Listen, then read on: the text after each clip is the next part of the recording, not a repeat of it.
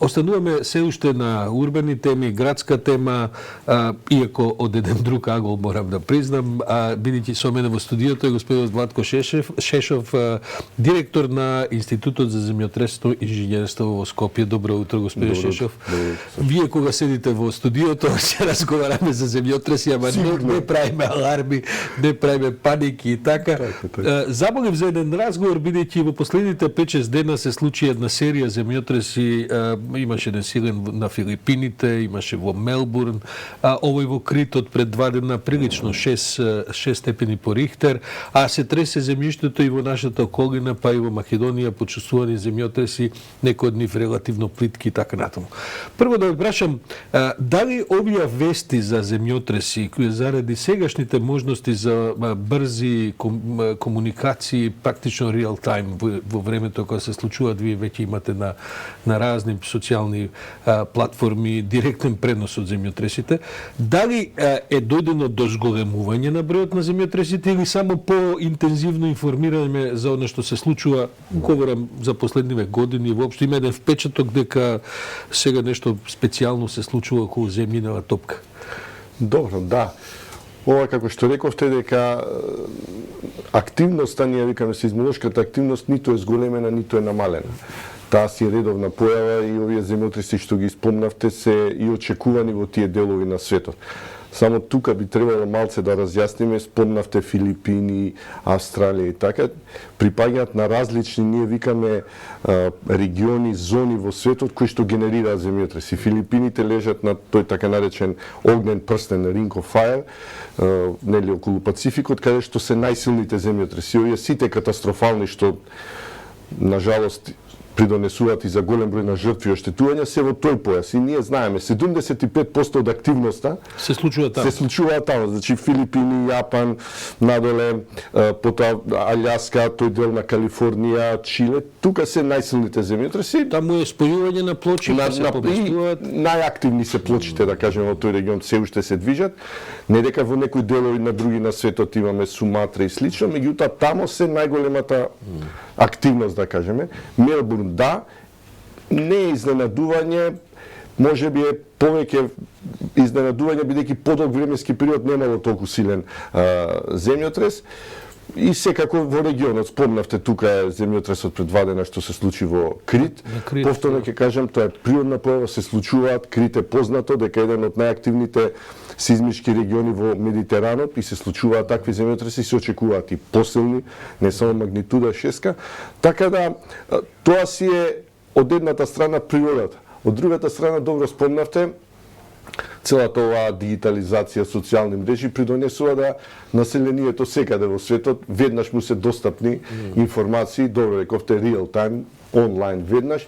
Сега малце проблемот што тие информации кое население како ги преработува. Доживува. Да, сега ако сте спремни, има одредени високо развиени земји, тие не се возбудуваат, населението знаат, едуцирани се, јавната свест е на повисоко ниво и ја сваќаат како нормална појава. Сега во делови од светот кај што јавната свест се уште не е на тоа ниво, леле има голема активност, има, тоа си е нормално, тоа е, како да кажам, степенот на едукација и јавност. Ова повремено, но сепак редовно тресење на земјата околу Албанија и во Јадранското море, односно веќе и во Медитеранот и така натаму, малку се рефлектира и на тлото во Македонија, особено ова што се случува Хрватска, Петриња и така натаму не престанува. Тоа е се во една нормала на, како кажам, афтершейкови после одредени потреси, после поголеми потреси? Да, вообичаено е тоа, ние го нарекуваме ослободување од сеизмичката енергија. Обично главниот дел од сеизмичката енергија се ослободува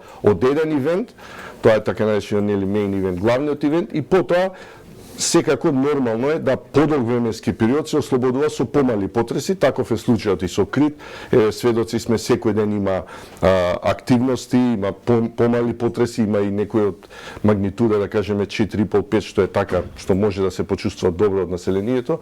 Истиот случај беше и со Петриње, подолг временски период, со околината на Драџва од 2019. Така да, тоа ослободување на енергија и добро е да е така, да не е во еден сингл ивент, во еден настан, да е во да кажеме ние сукцесивно да се ослободува во помали ивенти, нормално е тресењето на тлото.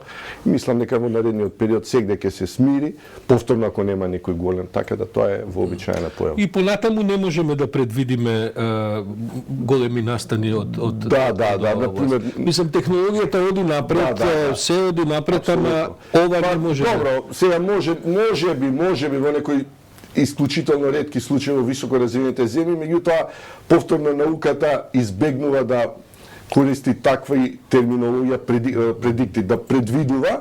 Подобро е ние да превенираме последиците од земјотресите по нашите објекти, по нашата животна средина. Тоа ни е главната цел. Не толку да ние знаеме дека, како што спомна, во одредени региони знаеме колку е очекуваниот земјотрес, така да. Добро, да ја прашам директно, каква е сеизмичката стабилност на плочеви на кои што се наоѓа Скопје, бидејќи сега неодамна пред месец дена, два веќе има, ја одбележавме и таа тажна годишнина уште еднаш од скопскиот земјотрес, се смири ги таа плоча или бидејќи Скопје е на еден се вика расет на една нестабилна е почвата. За разлика од другите земјотреси што ги спомнавме овде сега, некои да кажеме тоа огнениот прстен или Крит, Скопје и генерално Македонија, ние го викаме тоа интраплейт, не знам како е на Македонија, значи не лежиме ние на контакт помеѓу некои две плочи, него повеќе во континенталниот дел на европската плоча, да кажеме, и тука е карактеристично Македонија што има испресечени расели, значи не се тоа некои големи долги како Анатолискиот во Турција или во Егејскиот, односно Грчкиот во околу Крит и нагоре по Јонско море, се помали и тие по природата на нештата не предизвикуваат големи земјотреси. Вообичаено е, поедноставно кажано, поголем расет, таква раседна структура контакт предизвикува, ослободува поголема енергија, поголем земјотрес. Македонија е така, на тој континентален дел имаме раседни структури, ние ги викаме, испрекршени мали раседи. На која дълбочина се тие? Вообичаено е, Скопската котлина е, да кажеме, плитки, ја карактеризира плитки земјотреси. Таков бил и Скопскиот впрочем, 1906. Што е тоа, 10 километри? 10 километри, да. А овие други, кога плочите се во прашање, тие се... Да, може да бидат и длабоки. Принципот е што подлабоко на поголема површината на земјата ќе се почувствуваат, со поголема енергија може да бидат, али па повеќе се расејува енергијата. Кога е плиток, се концентрира и затоа бил проблемот со Скопје, пошто е котлина, се концентрира сеизмичката енергија, не десипира многу, така да останува во Скопската котлина. Што е право во 60-тите години градбите во Скопје и главно тие згради што се срушија беа згради кои што беа правени од еден друг век, со векот од 19 век, така градежништво. Да е тоа денеска, верувам дека тоа би бил силен земјотрес, но дека тој вид на жртви, тој вид на разорување не би се постигнал.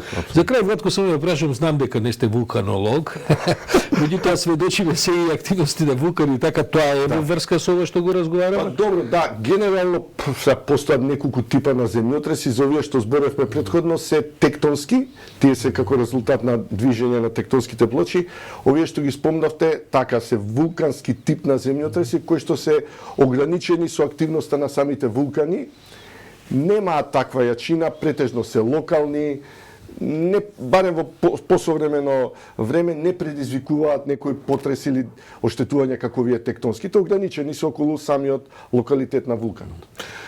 Владко Шешов, директор на Институтот за земјотресно инженерство во Скопје. Само да ве прашам, уште имате онаа голема плоча на која што Да, се уште. Во институтот, не знам колку знаете Скопјани, тоа е ретка работа и во Европа, мислам дека во Париз има една таква. Да, во Париз има, таа е од позатворен тип, али да. На која што практично се прават макети од згради и потоа се не само научна јавност, градежна јавност, и како македонци треба сме горди дека таква shaking table, не викаме вибро платформа, нема во Европа тоа големина. Има може ли некој да го посети? Доаѓаат ли училишта, да речеме? Апсолутно, ние не сме отворени, сме доаѓаат училишта, средни училишта, дури и од факултети доаѓаат, така да апсолутно повелете во секое време. Ќе направиме една репортажа, следното вклучување од таму, од пред плочата. Може, договорено. Благодарам. Благодарам за Владко Шешов.